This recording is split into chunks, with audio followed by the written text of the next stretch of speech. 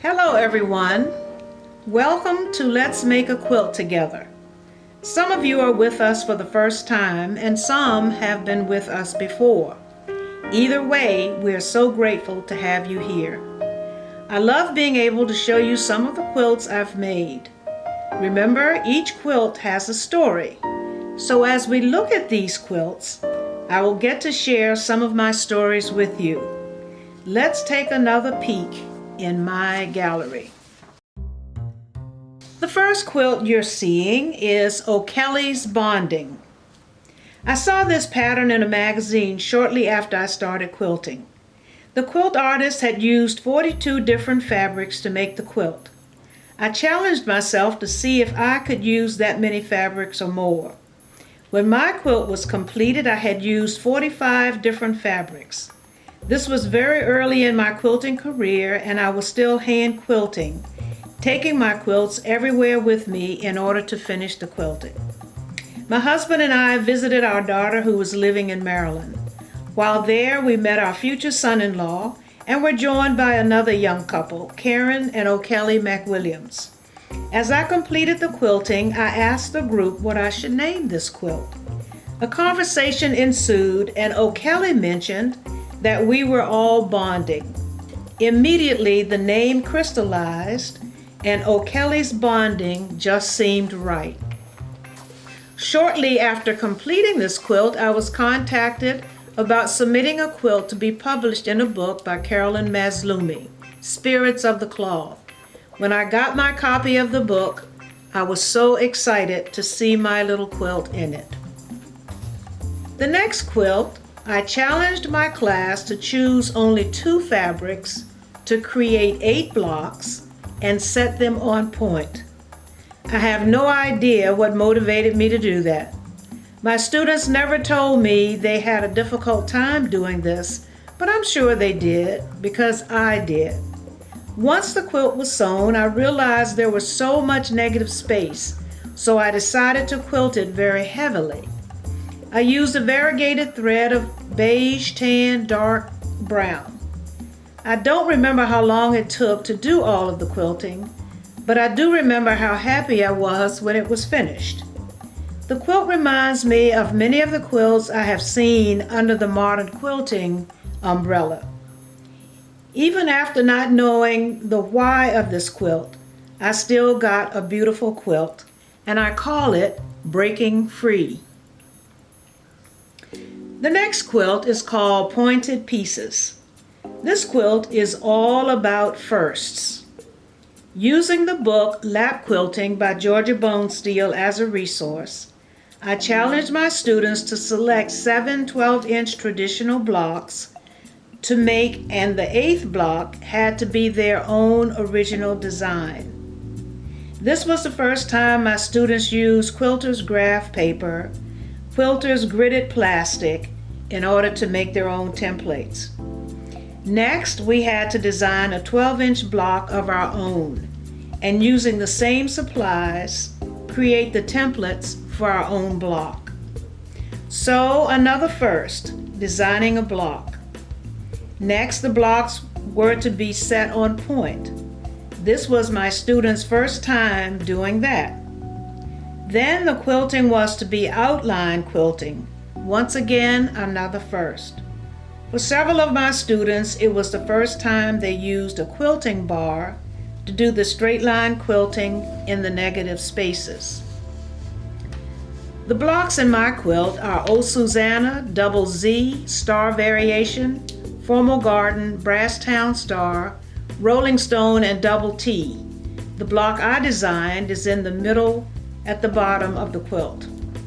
The large border on this quilt was not pieced, but cut from a piece of fabric that had a linear design, just right for creating borders. Since the quilt is made of pieced blocks and the blocks are set on point, the name of the quilt, Pointed Pieces, seemed just right. Geishas in the Garden. This project was about using a panel as the focal point of a quilt, enhancing it with stitching and special techniques. One of those techniques was paper piecing. The two little kimonos in the border are both paper pieced. This is a great technique when very precise piecing is needed and when stitching small pieces together. The geisha in the lower left corner is appliqued onto the border. Her fan is three-dimensional. She was created piece by piece before being attached to the quilt. There is heavy quilting in the large outer borders, with very little quilting on the panel. Just some straight-line quilting using gold metallic thread. The gentle, peaceful nature of this quilt speaks to my interpretation of the calm Japanese aesthetic. This next quilt is a hoot. I call it my noisy kaleidoscope. As quilters, we know we learn something new with each quilt we make. One of the lessons I learned with this quilt was quite unexpected. Many of you quilters recognize this pattern quite easily. It's Bethany Reynolds' Magic Stack and Whack. The centers of the kaleidoscopes were all cut from the same fabric. The unique cutting makes it possible for all of the centers to be different. The fabric was one of the first pieces I bought on my first trip to Kenya. It was placed on a shelf, left there because it was so beautiful and I didn't want to cut it. Once I looked through Bethany Reynolds' book, I decided to dive right in, using this piece of fabric. Once all of the kaleidoscopes were completed and sewn together, the quilt just did not sing loudly enough for me, even though it was made of a gorgeous piece of fabric. Bingo! I decided to add stars, since that was the basic shape of the kaleidoscopes. Went to my computer, created stars in various sizes, printed them out, chose the star fabrics, and used a paper-backed fusible to iron onto the fabrics. Traced all of the stars on the paper of the paper-backed fusible, all 60 stars. Cut all the stars out and placed them on the quilt, ready to fuse them down. That's when I had my unexpected lesson. I was unable to pull the paper backing off of the fusible. Not one star gave up its paper backing. It seems paper-backed fusibles have a shelf life. Who knew? I will admit that I did have that product for a while. Decision time. Do I make all of those stars again, or do I go with the flow? I chose to go with the flow and sewed the stars onto my quilt top, paper and all. Maybe I could have made new stars in the time it took to sew those on. The paper rattles as the quilt is handled. Therefore, it has the name, my noisy kaleidoscope. When stars come out to play. I marveled at every part of this quilt as I made it, from constructing the lone stars to making and appliquing the little stars on. Lone stars are magical. I was amazed at how cutting a strip of several fabrics sewn together at an angle could turn into something so beautiful. Then when those strips are sewn together, the end result is fascinating. Once the lone stars and the background were all sewn together, I loved the quilt. But once again I had a quilt that just didn't do justice to itself and didn't sing enough. Just before I started this quilt, I had purchased a new cording foot for my sewing machine. The light came on. I could add cording to this quilt to give it lots of movement and a lot more interest. I could also test my skill in using my new cording foot. As I added the cording, the stars began to move. The little stars ran around bumping into each other while the big stars watched over them. The more cording I added, the more the stars moved around, jumped over each other. Even the larger stars seemed to spin in place. I knew I had achieved my purpose, decided to quit, and knew immediately that the name of this quilt was When Stars Come Out to Play. My butterfly garden. When my granddaughter was 6 years old, she loved butterflies. so I decided to make a butterfly-themed quilt for her. That year when I attended the Mid-Atlantic Quilt Festival, I had fun going from fabric vendor to fabric vendor, collecting as many different butterfly fabrics as I could. I was on a true mission. I felt like I was on a scavenger hunt. I had fat quarters and half-yard cuts, but I had a lot of butterfly fabrics. I thought the best pattern for all of these butterfly fabrics was the jelly roll pattern. That meant I had to cut all of my fabrics into 2.5-inch strips. I sewed the strips together. The wonderful thing about the jelly roll pattern is the randomness in it. I was very glad I had chosen this pattern for the quilt because I didn't know exactly where each fabric would land as the quilt was sewn together. After I completed the quilt top, it was time to add more butterflies. There could never be enough butterflies for my little girl. The big butterfly was from a picture I had. Took it to a local business supply store and they enlarged it for me. I created templates for the cutouts and began to construct the butterfly. The black butterflies were created on my computer. This quilt was so much fun to make, and I think part of that was I knew who the recipient would be. It makes me smile every time I look at it, and my granddaughter loves it. It stays on the bed she uses when she visits me. Most times she loves to wrap up in it, snuggle into the pillows on that bed, and either read or use her iPad. Her reaction to this quilt makes me smile too. String art. This quilt is another sample I made for one of my quilting classes. I taught making a string quilt. Some of the quilts created were very scrappy and others were a little more planned.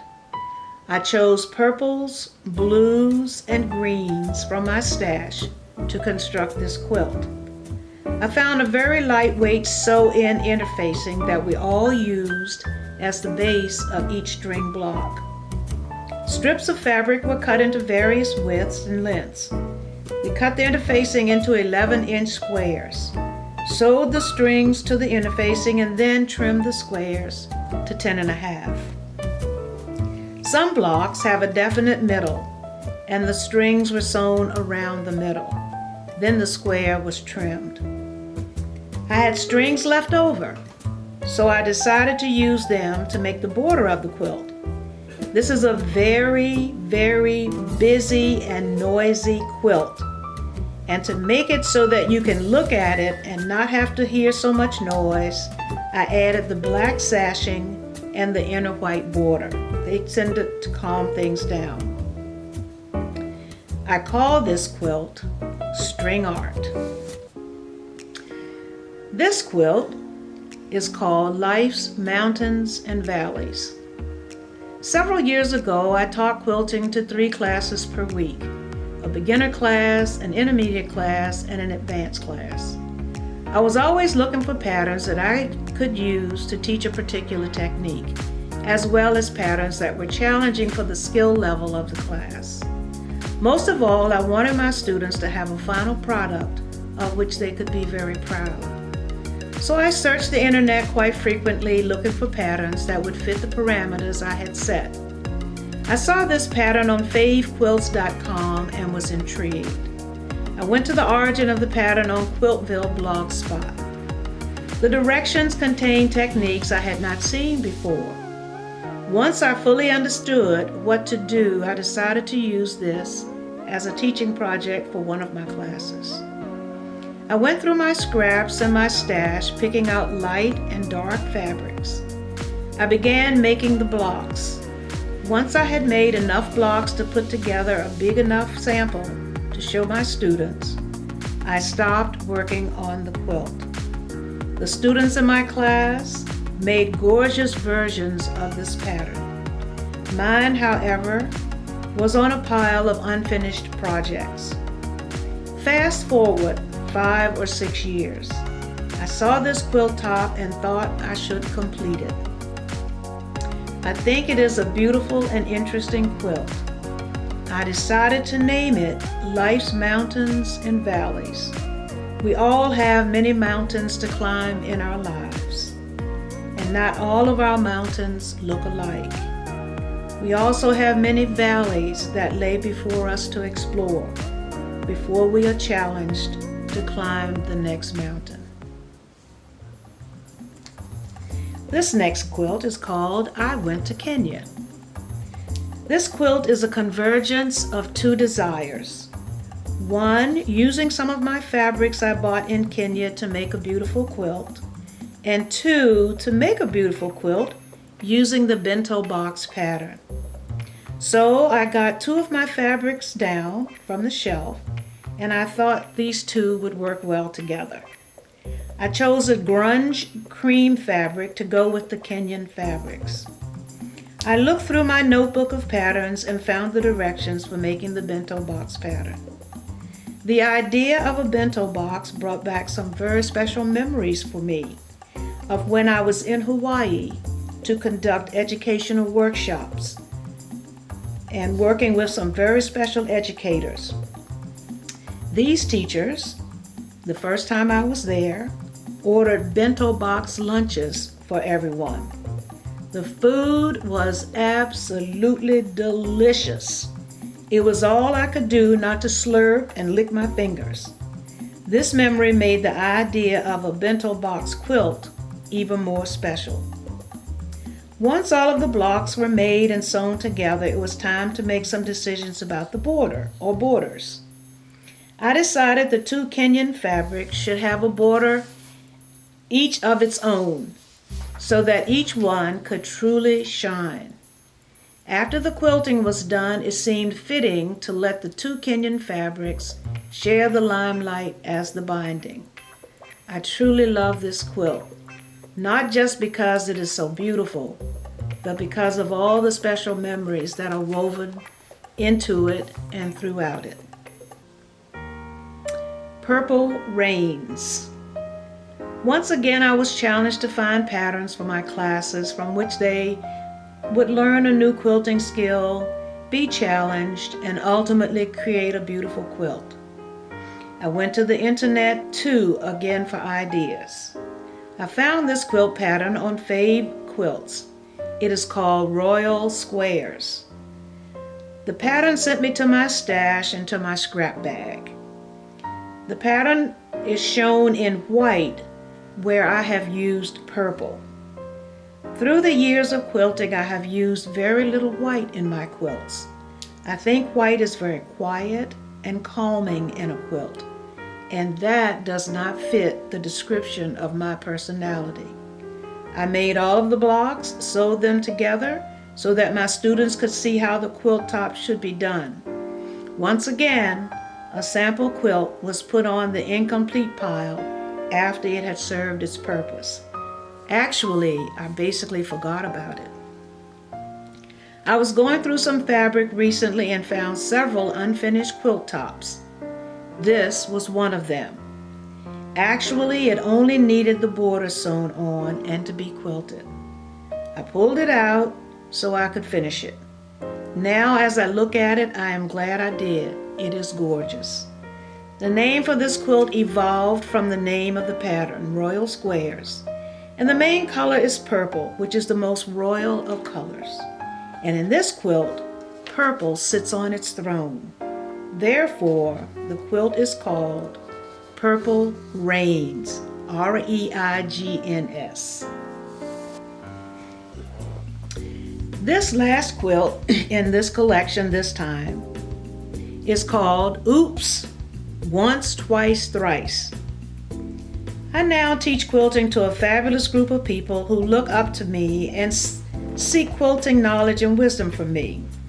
Well, this quilt helped them to know just how flawed I can be and that mistakes run rampant for all of us.